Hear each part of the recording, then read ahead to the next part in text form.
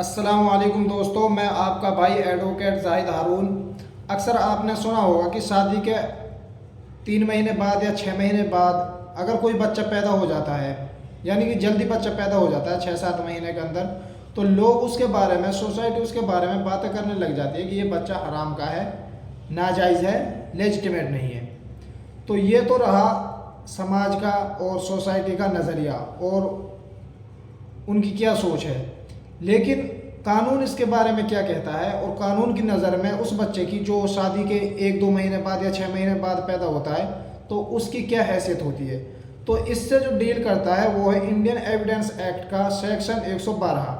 वो क्या कहता है, वो ये कहता है कि birth during marriage conclusive proof of legitimacy, यानी मैरिज के दौरान पैदाइश एक कंक्लूसिव प्रूफ है कि ये बच्चा जायज़ है।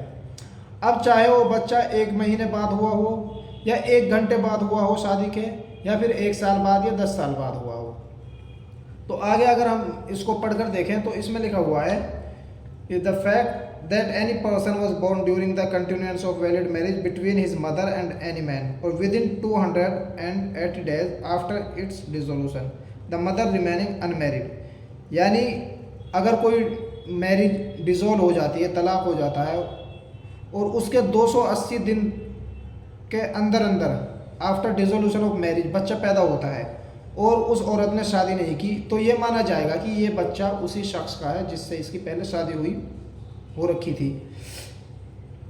तो unless it can be shown that the parties to the marriage had no access to each other, अगर फॉर एग्ज़ाम्पल शादी के 1 महीने बाद या 1 दिन बाद या 6 महीने बाद कोई बच्चा पैदा होता है, उसका फादर उसको डिस्प्यूट करता है कि वो लेजिटिमेट नहीं है, तो इसको साबित करने के लिए उसके फादर को ये साबित करना पड़ेगा कि उसने अपनी वाइफ से इंटरकोर्स नहीं किया है, यानी उन दोनों के बीच में कोई एक्सेस नहीं हुए, कोई उनके बीच में सेक्स नहीं हुआ है। ये एक्सेप्शन है सेक्शन 112 का।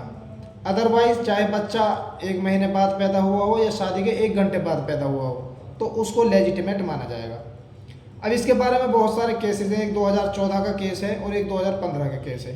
डीएनए टेस्ट के बारे में अगर डिस्प्यूट होता है तो क्या डीएनए टेस्ट को माना जाएगा या फिर जो सेक्शन 112 है इसको प्रिवेल किया जाएगा। तो एक केस है नंदलाल वासुदेव बड़वायक वर्सेस लता बड़वायक का 2014 का केस है। इसमें सुप्रीम कोर्ट ने यही कहा था कि जो डीएनए टेस्ट है इसको प्रिवेल किया जाएगा, जो प्रिजम्पशन है 112 का कि बच्चे को लेजिटिमेट माना जाएगा। तो सुप्रीम कोर्ट का ये कहना था कि जिस वक्त ये एक्ट आया था उस वक्त टेक्नोलॉजी नहीं थी, लेकिन अब हमारे पास टेक्नोलॉजी है ये साबित करने के लिए कि इसका एग्जैक्ट फादर कौन है, लेजिटिमेट फादर कौन है। तो हम जो है डीएनए टेस्ट को सेक्शन 112 के ऊपर तरजीह देंगे। दूसरा केस जो है वो है दीपनवीता रॉय वर्सेस रोनबिरत रॉय 2015 का। इसमें क्या हुआ था कि जो हस्बैंड था उसको अपनी वाइफ के बारे में पता चला कि वो किसी के साथ रिलेशनशिप में है जब उनका दूसरा बच्चा पैदा हुआ था। तो उसने कोर्ट में पिटीशन फाइल की डिवोर्स के लिए section 13 of Hindu marriage act के तहत एडल्टरी की बेस पे। तो उन्होंने डीएनए टेस्ट की उसमें मांग की, तो जो लोअर कोर्ट थी उन्होंने डीएनए टेस्ट की जो उनकी अपील थी उसको ठुकरा दिया। उसके बाद वो हाई कोर्ट गए, हाई कोर्ट ने अलाउ कर दिया कि डीएनए टेस्ट किया जाना चाहिए। फिर उनकी वाइफ पहुंच गई supreme court under article 136 special leave petition के तहत। तो उनकी सुप्रीम कोर्ट ने फिर ऑब्जर्व किया सेक्शन 112 को और सेक्शन डीएनए टेस्ट को। तो सुप्रीम कोर्ट का ये कहना था कि जो डीएनए टेस्ट है ये एक साइंटिफिक एक्यूरेट मेथड है किसी भी बच्चे की लेजिटिमेसी को जानने के लिए। और जो सेक्शन 112 है ये एक अजम्पशन है, प्रिजम्पशन है कि बच्चा लेजिटिमेट है। जब हमारे पास किसी चीज़ को जानने के लिए एक एक्यूरेट मेथड है साइंटिफिक, तो हम उसको प्रिवेल करेंगे, उसको ज़्यादा तरजीह देंगे। तो सुप्रीम कोर्ट ने ये भी साथ में ये भी कहा था कि अगर वाइफ ये चाहती है कि वो डीएनए टेस्ट ना कराएं तो वो इसके लिए फ्री हैं, लेकिन कोर्ट फिर प्रिज्यूम करेगा कि बच्चा लेजिटिमेट नहीं है, फिर कोर्ट अपने हिसाब से उसके बेस पर जजमेंट देगा।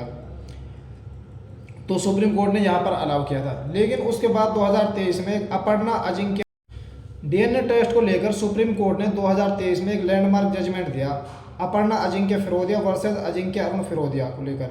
इसमें सुप्रीम कोर्ट का ये कहना था कि जो डीएनए टेस्ट है इसको आप कैजुअली नहीं ले सकते, क्योंकि किसी भी केस में आप ये अलाउ नहीं कर सकते कि बच्चे का डीएनए टेस्ट किया जाए, क्योंकि जो इसमें फंडामेंटल राइट का वायलेशन होता है वो होता है बच्चा, और इसमें उस बच्चे की कोई गलती नहीं है, क्योंकि उसको दुनिया में लाया गया है, ना कि वो खुद आया है। तो यहाँ पर उसके जो वायलेशन उसका जो प्राइवेसी का वायलेशन हो रहा है, दूसरा उसकी जो पैटर्निटी और लेजिटिमेसी का जो टेस्ट हो रहा है इसमें उस बच्चे की कोई गलती नहीं है। तो इसलिए जो डीएनए टेस्ट है इसको कैजुअल नहीं लिया जा सकता। सिर्फ रेयर केस में जहाँ पर बहुत ज़्यादा चांसेस हों तो वहाँ पर डीएनए टेस्ट किया जाएगा।